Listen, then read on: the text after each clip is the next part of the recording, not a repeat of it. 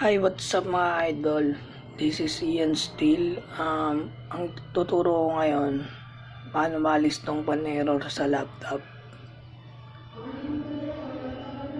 So, simulan na po natin.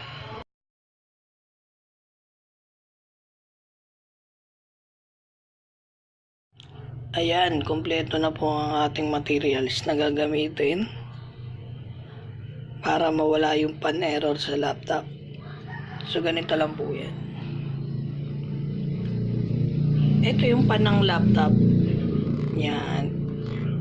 Iipan natin para yung dust niya mawala.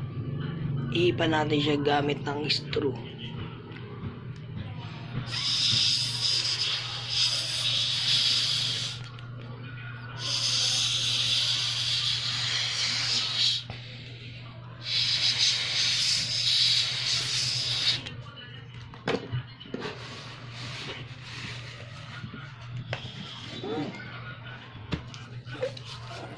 Tapos dito rin sa part na to.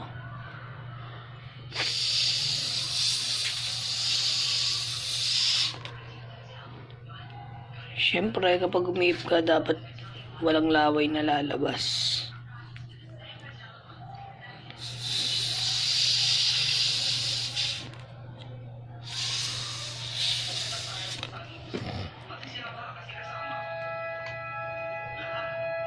Okay, try na natin kung nawala na talaga yung pan-error. At ito na nga po mga idol, i-open ko na yung laptop ko para ma-check kung nawala na yung system error ng pan niya. Ayan. O diba mga idol, okay na ulit.